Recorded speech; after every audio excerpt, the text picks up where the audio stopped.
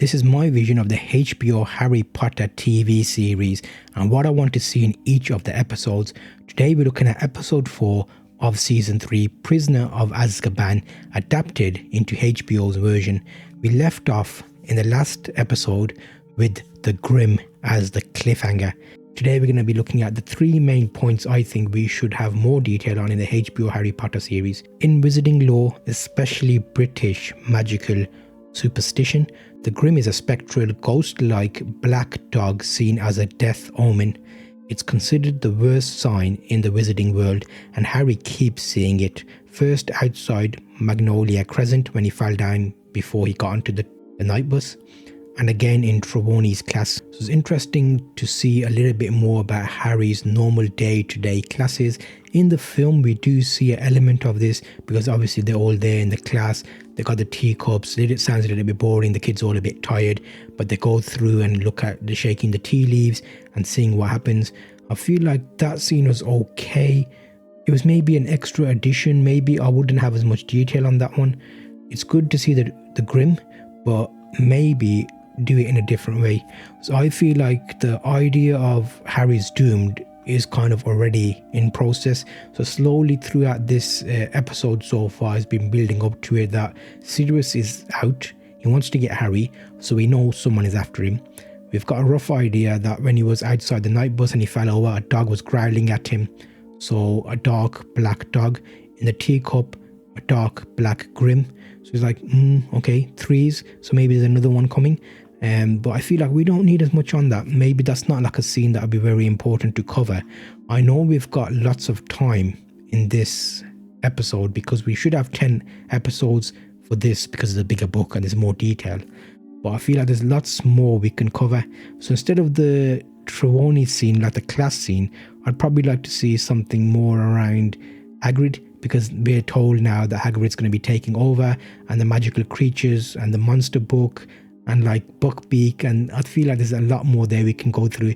So I think I'd focus more on that element of this episode because like there's a misunderstanding about the narrative and the plot and the twist, because Sirius is later on we're going to find out what he's actually like. Why was he doing what he was doing? Is he someone to be afraid of? Is he trying to help, or is he a hindrance? So I think the story offers a little bit of loneliness towards Harry because he's not really sure what's happening. But I think the Grim symbol itself is like a death, being alone, abandoned, powerless for Harry. But it's, yeah, I don't know. I feel like, let me know, what do you think about this? Would you like this scene to be added in the HBO version, or should we replace it with something else? So 3 main areas I want to fall out. I feel like because we're already in class, there's still elements of Harry's worried about the Dementor attack. So I feel we can still have elements there because it contrasts sharply. It's like a pivotal moment for Harry because he's been officially attacked. Like he's been... the Dementors attacked him, I think.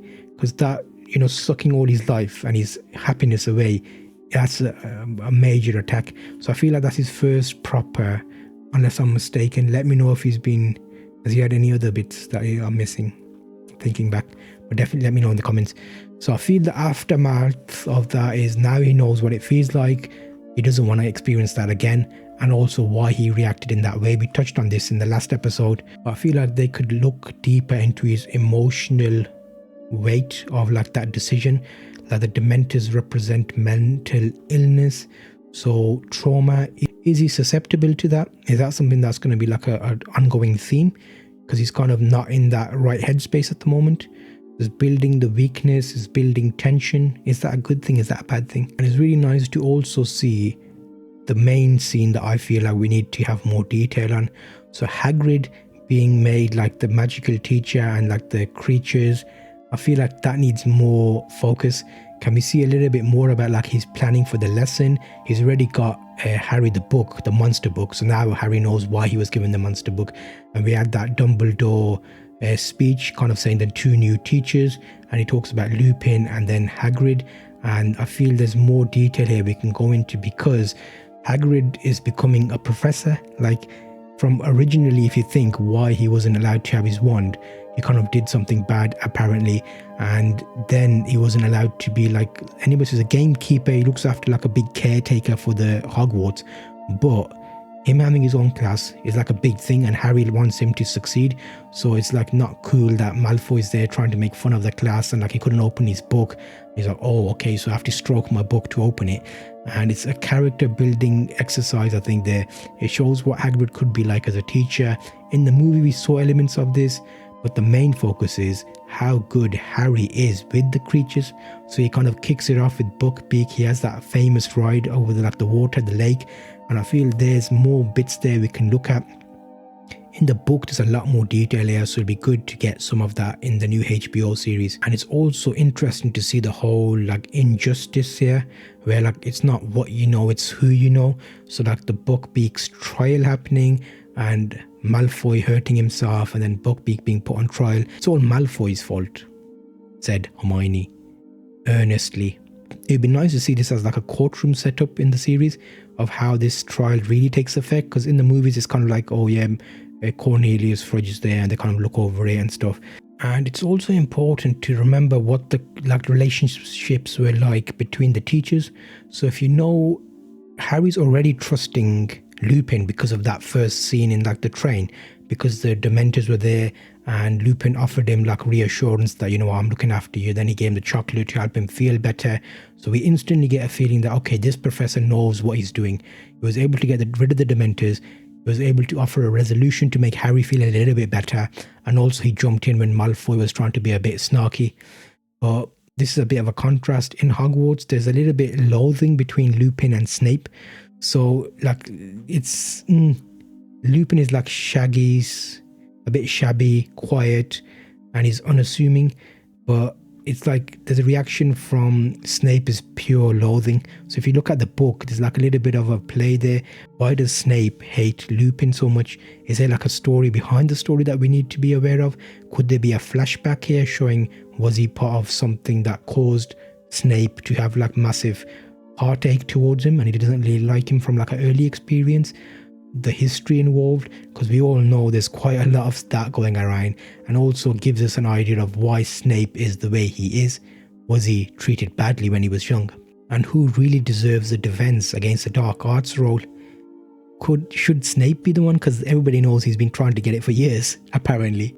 This adds to the mystery and like further plot twist in the HBO series, because we want to get into some of this detail which wasn't really mentioned in the movies. So you want to see it step by step, slowly building up to the bigger reveals, and then we can get more detail about these. We have got more episodes, remember, so it'll be very important to get a lot more of this. I feel like this episode there's moments that stand out to me when I'm watching or reading, and I feel like the Buckbeak scene is very good, and also having that train journey and the Dementors and the Grim. The Grim doesn't stand out to me as much as the Buckbeak. So because of that, I feel like we can expand a lot more on Buckbeak, Hagrid's lessons, the monster book, a little bit of the atmosphere of what the students are doing, how they're feeling. And there's loads of little elements there that we want a little bit more backstory. HBO has got the chance here because we've got more episodes, we've got longer run times, and this one is 10 episodes. So maybe we need to expand out a lot more about the school atmosphere, magical creatures, get us really involved, show us a little bit more, show us how Hagrid planned his lesson, because it's his first one and he wants to make it a success, and also why Malfoy decided to have a bit of a Buckbeak fight, and then that whole trial situation, maybe a build up to the tension there, how potentially Hagrid's first lesson has gone knees up because Buckbeak's gone and harmed a student. I feel like this is really nice to have some scenes around Hogwarts, so maybe show different elements of like going through classes, the different lessons they've had, and then I think the cliffhanger should be the fat lady's portrait slashed open, students screaming, "It's Sirius Black." So that would be like a good point to have a cliffhanger for. And then the next episode we look around how Lupin is going to train everyone, the boggart in the wardrobe. I think that's where we need to do. So in summary, for this episode, we've looked at a couple of the key points. I know in the last episode we stopped on the cliffhanger of the Grim, but I'm really questioning, do we want that scene here? Is that an important one? Let me know what you think about that. And also the Dementors and Dumbledore's like kind of disapproval about having those characters around the school. Like, what does he feel about it? Dementors, like, formally, they're quite bad. They're like depression animals, basically. We had to look at Buckbeak and Hagrid's first lessons as like the teacher and professor.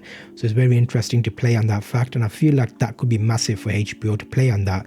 Get a few more lessons from him maybe, and look at some of the book details about like the conversations that happened there. Also Lupin's introduction and Snape's loathing and like that backstory there.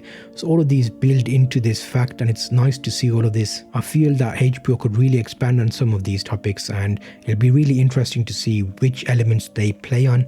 We've got Harry, we've got Hermione, we've got Ron, and then we're going to slowly expand the teachers. We get more backstory. It feels like we're getting richer and darker into this history.